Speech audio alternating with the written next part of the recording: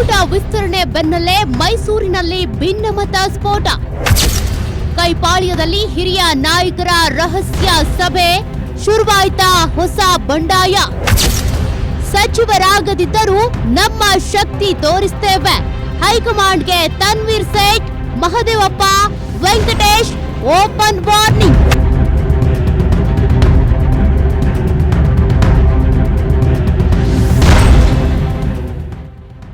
ಕರ್ನಾಟಕ ಕಾಂಗ್ರೆಸ್ನಲ್ಲಿ ಬಹು ನಿರೀಕ್ಷಿತ ಸಚಿವ ಸಂಪುಟ ವಿಸ್ತರಣೆ ಏನೋ ಮುಗ್ದಿದೆ. ಎಲ್ಲವೂ ಸುಖಾಂತ್ಯವಾಯಿತು. ಇನ್ಮುಂದೆ ಸರ್ಕಾರದಲ್ಲಿ ಯಾವುದೇ ಗೊಂದಲಗಳಿಲ್ಲ ಅಂತ ಹೈಕಮಾಂಡ್ ನಿಟ್ಟುಸಿರು ಬಿಡ್ತಿರುವಾಗ್ಲೇ ಅತ್ತ ಮೈಸೂರಿನಿಂದ ಬಂದಿರುವ ಒಂದು ಸುದ್ದಿ ರಾಜ್ಯ ರಾಜಕಾರಣದಲ್ಲಿ ಅಕ್ಷರಶಃ ಭೂಕಂಪ ಸೃಷ್ಟಿಸಿದೆ. ಹೌದು ವೀಕ್ಷಕರೇ, ಸಚಿವ ಸ್ಥಾನ ವಂಚಿತ ಮೂವರು ಘಟಾನುಘಟಿ ಹಿರಿಯ ನಾಯಕರು ಒಂದೇ ಕಡೆ ರಹಸ್ಯವಾಗಿ ಸೇರಿದ್ದಾರೆ. ಅಷ್ಟೇ ಅಲ್ಲ, ಈ ರಹಸ್ಯ ಸಭೆಯ ವಿಚಾರ ತಿಳಿಯುತ್ತಿದ್ದಂತೆ ದಿಢೀರನೆ ಸಚಿವ ಯತೀಂದ್ರ ಸಿದ್ದರಾಮಯ್ಯ ಕೂಡ ಅದೇ ಸ್ಥಳಕ್ಕೆ ಎಂಟ್ರಿ ಕೊಟ್ಟಿದ್ದಾರೆ. ಹಾಗಾದ್ರೆ ಕಾಂಗ್ರೆಸ್ನಲ್ಲಿ ನಿಜಕ್ಕೂ ಎಲ್ಲವೂ ಸರಿಯಾಗಿದೆಯಾ ಅಥವಾ ಸಿದ್ದರಾಮಯ್ಯನವರ ತವರು ಜಿಲ್ಲೆ ಮೈಸೂರಿನಲ್ಲಿ ಹೊಸದೊಂದು ರಾಜಕೀಯ ಲೆಕ್ಕಾಚಾರ ಶುರುವಾಯ್ತಾ? ಇದು ಕೇವಲ ಅಸಮಾಧಾನದ ಹೊಗೆಯೋ ಅಥವಾ ಮುಂದಿನ ದಿನಗಳಲ್ಲಿ ದೊಡ್ಡ ಮಟ್ಟದ ಸ್ಫೋಟಕ್ಕೆ ಕಾರಣವಾಗುವ ಜ್ವಾಲಾಮುಖಿಯೋ? ಬನ್ನಿ ಈ ಬಗ್ಗೆ ಕಂಪ್ಲೀಟ್ ಡೀಟೇಲ್ಸ್ ನೋಡ್ತಾ ಹೋಗೋಣ. ಕರ್ನಾಟಕದಲ್ಲಿ ಹೊಸ ಸಚಿವ ಸಂಪುಟ ರಚನೆಯಾದ ಬೆನ್ನಲ್ಲೇ ಕಾಂಗ್ರೆಸ್ ಪಕ್ಷದೊಳಗಿನ ಅಸಮಾಧಾನವು ನಿಧಾನವಾಗಿ ಹೊರಬರ್ತಿದೆ. ಸಚಿವ ಸ್ಥಾನಕ್ಕಾಗಿ ಲಾಬಿ ಮಾಡಿದವರು ನೂರಾರು ಜನ. ಆದ್ರೆ ಅದೃಷ್ಟ ಒಲಿದಿದ್ದು ಕೆಲವು ಶಾಸಕರಿಗೆ ಮಾತ್ರ. ಯಾವಾಗ ಸಂಪುಟದ ಪಟ್ಟಿ ಹೊರಬಿತ್ತೋ, ವಿಶೇಷವಾಗಿ ಮೈಸೂರು ಭಾಗದಲ್ಲಿ ಸಚಿವ ಸ್ಥಾನ ಕೈತಪ್ಪಿದ ಹಿರಿಯ ನಾಯಕರ ಅಸಮಾಧಾನವೀಗ ಚರ್ಚೆಯ ಕೇಂದ್ರ ಬಿಂದುವಾಗಿದೆ. ಯಾಕೊತ್ತಾ, ನಿನ್ನೆ ಮೈಸೂರಿನಲ್ಲಿ ನಡೆದ ಆ ಒಂದು ಮೀಟಿಂಗ್ ಸಾಮಾನ್ಯವಾದ ಮೀಟಿಂಗ್ ಅಲ್ಲ ಅದು. ಅಲ್ಲಿ ಸೇರಿದ್ದವರು ಸಾಮಾನ್ಯ ಶಾಸಕರು ಅಲ್ಲ, ಮೈಸೂರು ಜಿಲ್ಲೆಯ ಹಿರಿಯ ಕಾಂಗ್ರೆಸ್ನ ನಾಯಕರು. ಅದರಲ್ಲೂ ಮುಖ್ಯಮಂತ್ರಿ ಸಿದ್ದರಾಮಯ್ಯ ಅವರ ಅತ್ಯಾಪ್ತರೆಂದೇ ಗುರುತಿಸಿಕೊಂಡಿರುವ ಡಾಕ್ಟರ್ ಎಚ್.ಸಿ. ಮಹದೇವಪ್ಪ, ಕೆ. ವೆಂಕಟೇಶ್ ಮತ್ತು ತನ್ವೀರ್ ಸೇಠ್ ಒಂದೇ ವೇದಿಕೆಯಲ್ಲಿ ಒಂದೇ ಕೋಣೆಯಲ್ಲಿ ರಹಸ್ಯ ಸಭೆ ನಡೆಸಿದ್ದಾರೆ. ಈ ಮೂವರು ನಾಯಕರು ಈ ಬಾರಿ ಸಚಿವ ಸ್ಥಾನದ ಬಹುದೊಡ್ಡ ನಿರೀಕ್ಷೆಯಲ್ಲಿದ್ರು. ಆದ್ರೆ ಹೊಸ ಸಂಪುಟದಲ್ಲಿ ಈ ಮೂವರಿಗೂ ಅವಕಾಶ ಸಿಗ್ಲಿಲ್ಲ. ಈ ಹಿನ್ನೆಲೆಯಲ್ಲಿ ನಡೆದ ಸಭೆ ಸಹಜವಾಗಿಯೇ ರಾಜ್ಯ ರಾಜಕಾರಣದಲ್ಲಿ ಭಾರೀ ಕುತೂಹಲ ಮೂಡಿಸಿದೆ. ಇದು ಕೇವಲ ಸಭೆಯಲ್ಲ, ಹೊಸ ಆರಂಭ. ಯಾವಾಗ ಈ ಮೂವರು ನಾಯಕರ ಸಭೆ ಮುಗೀತೋ, ಸಭೆಯ ನಂತರ ಹೊರಬಂದು ಮಾತನಾಡಿದ ತನ್ವೀರ್ ಸೇಠ್ ಅವರ ಹೇಳಿಕೆ ಈಗ ಕಾಂಗ್ರೆಸ್ ವಲಯದಲ್ಲಿ ಬಿರುಗಾಳಿ ಎಬ್ಬಿಸಿದೆ. ಮಾಧ್ಯಮಗಳ ಮುಂದೆ ನಿಂತು ತನ್ವೀರ್ ಸೇಠ್ ಹೇಳಿದ್ದೇನು ಗೊತ್ತಾ? ಪಕ್ಷದಲ್ಲಿ ಎಲ್ಲವೂ ಸರಿಯಾಗಿದೆ ಅಂತ ನಾನು ಹೇಳೋದಿಲ್ಲ, ಅದೇ ರೀತಿ ಎಲ್ಲವೂ ಸರಿಯಿಲ್ಲ ಅಂತಾನೂ ಹೇಳೋದಿಲ್ಲ. ಅಷ್ಟೇ ಅಲ್ಲ, ಮೂವರು ನಾಯಕರಿಗೂ ಈ ಸಂಪುಟ ವಿಸ್ತರಣೆಯಲ್ಲಿ ಅನ್ಯಾಯವಾಗಿದೆ ಅಂತ ಅವರು ಬಹಿರಂಗವಾಗಿಯೇ ತಮ್ಮ ಆಕ್ರೋಶ ಹೊರಹಾಕಿದ್ರು. ಎಲ್ಲಿ ತಪ್ಪಾಗಿದೆ, ನಮಗ್ಯಾಕೆ ಸಚಿವ ಸ್ಥಾನ ಸಿಗ್ಲಿಲ್ಲ, ಈ ಬಗ್ಗೆ ಹೈಕಮಾಂಡ್ ಜೊತೆ ಚರ್ಚೆ ಮಾಡ್ತೀವಿ ಅಂತ ಖಡಕ್ ಆಗಿ ಹೇಳಿದ್ದಾರೆ. ಅಂದ್ರೆ ಇದರ ಅರ್ಥವೇನು? ಇದು ಕೇವಲ ಅಸಮಾಧಾನ ವ್ಯಕ್ತಪಡಿಸುವ ಸಭೆಯೇ ಅಥವಾ ದೆಹಲಿ ನಾಯಕರಿಗೆ ನೀಡ್ತಿರುವ ಎಚ್ಚರಿಕೆಯ ಸಂದೇಶವೇ? ಮುಂದಿನ ದೊಡ್ಡ ಮಟ್ಟದ ರಾಜಕೀಯ ಹೆಜ್ಜೆಗೆ ಇದೊಂದು ಮುನ್ನುಡಿಯೇ ಎಂಬ ಪ್ರಶ್ನೆ ಈಗ ಎದುರಾಗಿದೆ. ನಾವಿಲ್ಲಿ ಗಮನಿಸಬೇಕಾದ ಮತ್ತೊಂದು ಅತಿ ಮುಖ್ಯವಾದ ವಿಚಾರವಿದೆ. ಅದೇ ತನ್ವೀರ್ ಸೇಠ್ ಅವರ ಮತ್ತೊಂದು ಹೇಳಿಕೆ.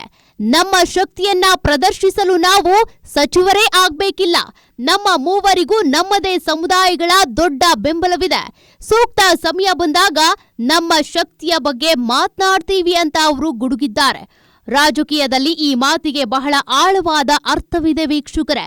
ಯಾಕಂದ್ರೆ ಮೈಸೂರು ಭಾಗದಲ್ಲಿ ಈ ಮೂವರು ನಾಯಕರಿಗೂ ತಮ್ಮದೇ ಆದ ರಾಜಕೀಯ ಪ್ರಭಾವ ಮತ್ತು ದೊಡ್ಡ ಮಟ್ಟದ ಬೆಂಬಲಿಗರ ಬಳಗವೇ ಇದೆ. ಡಾಕ್ಟರ್ ಎಚ್.ಸಿ. ಮಹದೇವಪ್ಪ ಅಹಿಂದ ವರ್ಗದ ದೊಡ್ಡ ನಾಯಕ, ದಲಿತ ಮುಖ. ಇನ್ನು ತನ್ವೀರ್ ಸೇಠ್ ಅಲ್ಪಸಂಖ್ಯಾತ ಸಮುದಾಯದ ಪ್ರಭಾವಿ ನಾಯಕ. ಇತ್ತ ಕೆ. ವೆಂಕಟೇಶ್ ಒಕ್ಕಲಿಗ ಸಮುದಾಯದ ಪ್ರಬಲ ನಾಯಕರು. ಈ ಮೂರು ಸಮುದಾಯಗಳು ಒಟ್ಟಾದ್ರೆ ಮೈಸೂರು ಭಾಗದ ರಾಜಕೀಯ ಚಿತ್ರಣವೇ ಬದಲಾಗಿ ಬಿಡುತ್ತೆ. ಹೀಗಾಗಿ ಈ ಮೂವರು ಹಿರಿಯ ನಾಯಕರು ಒಂದೇ ವೇದಿಕೆಯಲ್ಲಿ ಕಾಣಿಸಿಕೊಂಡಿರೋದು ನಮಗೆ ಸ್ಥಾನ ಕೊಡದಿದ್ರೆ ನಮ್ಮ ಸಮುದಾಯದ ವೋಟ್ ಬ್ಯಾಂಕ್ ಕತೆ ಏನು ಅಂತ ಕಾಂಗ್ರೆಸ್ ನಾಯಕತ್ವಕ್ಕೆ ಕೊಟ್ಟಿರುವ ಡೈರೆಕ್ಟ್ ವಾರ್ನಿಂಗ್ ಅಂತಾನೆ ವಿಶ್ಲೇಷಿಸಲಾಗ್ತಿದೆ. ಇದರ ನಡುವೆ ಮತ್ತೊಂದು ಇಂಟ್ರೆಸ್ಟಿಂಗ್ ಡೆವಲಪ್ಮೆಂಟ್ ನಡೆದಿದೆ. ಒಂದೆಡೆ ಮೂವರು ಹಿರಿಯ ನಾಯಕರು ಒಳಗಡೆ ಕೂತು ರಹಸ್ಯವಾಗಿ ಚರ್ಚೆ ಮಾಡ್ತಿದ್ರೆ ಈ ವಿಚಾರ ತಿಳಿತಿದ್ದಂತೆ ನಗರಾಭಿವೃದ್ಧಿ ಸಚಿವ ಡಾಕ್ಟರ್ ಯತೀಂದ್ರ ಸಿದ್ದರಾಮಯ್ಯ ಕೂಡ ದಿಢೀರನೆ ಸಭೆ ನಡೆದ ಸ್ಥಳಕ್ಕೆ ಆಗಮಿಸಿದ್ರು. ಮೂಲಗಳ ಪ್ರಕಾರ ಅಸಮಾಧಾನಗೊಂಡಿರುವ ಹಿರಿಯ ನಾಯಕರನ್ನ ಸಮಾಧಾನ ಪಡಿಸೋದಕ್ಕೆ ಯತೀಂದ್ರ ಅವರು ಹರಸಾಹಸ ಪಟ್ಟಿದ್ದಾರೆ ಎನ್ನಲಾಗಿದೆ. ಇದೀಗ ಮತ್ತೊಂದು ಪ್ರಶ್ನೆಯನ್ನ ಹುಟ್ಟುಹಾಕಿದೆ. ಮೈಸೂರು ಕಾಂಗ್ರೆಸ್ನಲ್ಲಿ ಹಿರಿಯ ನಾಯಕರು ಮತ್ತು ಹೊಸ ನಾಯಕತ್ವದ ನಡುವೆ ಸಮನ್ವಯ ಸಾಧಿಸುವ ಜವಾಬ್ದಾರಿ ಈಗ ಯತೀಂದ್ರ ಸಿದ್ದರಾಮಯ್ಯ ಅವರ ಮೇಲಿದೆಯೇ? ಹೈಕಮಾಂಡ್ ಲೆಕ್ಕಾಚಾರಗಳಿಂದ ಸಿದ್ದರಾಮಯ್ಯನವರ ಆಪ್ತರಿಗೆ ಟಿಕೆಟ್ ಕೈತಪ್ಪಿದಾಗ ಅವರ ಕೋಪ ತಣಿಸುವ ಹೊಣೆ ಯತೀಂದ್ರ ಅವರ ಹೆಗಲೇರಿದೆಯಾ? ಯಾಕಂದ್ರೆ ಯತೀಂದ್ರ ಅವರು ಈಗ ಕೇವಲ ಸಚಿವರಲ್ಲ, ಮೈಸೂರು ಭಾಗದ ಕಾಂಗ್ರೆಸ್ ರಾಜಕಾರಣದಲ್ಲಿ ಮುಂದಿನ ಭವಿಷ್ಯದ ಪ್ರಮುಖ ಫೇಸ್ ಆಗಿ ಹೊರಹೊಮ್ಮಲಿದ್ದಾರೆ. ಹೀಗಿರುವಾಗ ತಮ್ಮ ತಂದೆಯ ಆಪ್ತರೆ ಬಂಡಾಯವಿದ್ರೆ ಅದು ಮುಂದಿನ ದಿನಗಳಲ್ಲಿ ತಮಗೆ ಮುಳುವಾಗಬಹುದು ಎಂಬ ದೂರದೃಷ್ಟಿಯಿಂದಲೇ ಯತೀಂದ್ರ ಎಂಟ್ರಿ ಕೊಟ್ಟಿದ್ದಾರೆ ಎಂಬ ಮಾತುಗಳು ಕೇಳಿಬರ್ತಿವೆ.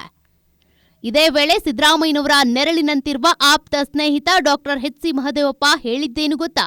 ನಾವಿಬ್ಬರು ಅಲ್ಲ, ಮೂವರು ಸೇರಿ ಸಭೆ ನಡೆಸಿದ್ದೇವೆ.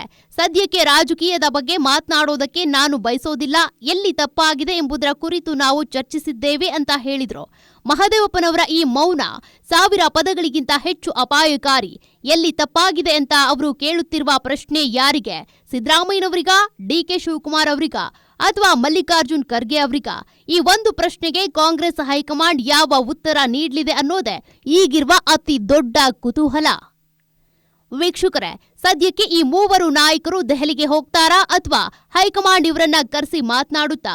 ಇವರ ಮುಂದಿನ ರಾಜಕೀಯ ನಡೆ ಏನು ಎಂಬುದನ್ನ ಸ್ಪಷ್ಟಪಡಿಸಿಲ್ಲ. ಆದರೆ ಇದು ಕೇವಲ ಒಂದು ಆರಂಭ ಎಂಬ ಸಂದೇಶವನ್ನ ಮಾತ್ರ ರವಾನಿಸಿದ್ದಾರೆ. ಹೀಗಾಗಿ ಮೈಸೂರಿನಲ್ಲಿ ನಡೆದ ಈ ಸಭೆ ಕೇವಲ ನಾಯಕರ ಅಸಮಾಧಾನದ ಸಭೆಯಾಗಿ ಮಾತ್ರ ಉಳಿಯುತ್ತಾ ಅಥವಾ ಮುಂದಿನ ದಿನಗಳಲ್ಲಿ ಕಾಂಗ್ರೆಸ್ ಒಳಗಿನ ಹೊಸ ರಾಜಕೀಯ ಸಮೀಕರಣಕ್ಕೆ, ಆಂತರಿಕ ಬಂಡಾಯಕ್ಕೆ ಕಾರಣವಾಗುತ್ತಾ ಎಂಬುದನ್ನ ಕಾದು ನೋಡಬೇಕಿದೆ. ಮೈಸೂರು ಕಾಂಗ್ರೆಸ್ನಲ್ಲಿ ಮುಂದೆ ನಡೆಯೋ ಆಟ ಏನು? ಈ ಹಿರಿಯ ನಾಯಕರಿಗೆ ಸಚಿವ ಸ್ಥಾನ ಕೈ ತಪ್ಪಿದ್ರ ಹಿಂದೆ ಯಾರ ತಂತ್ರವಿದೆ?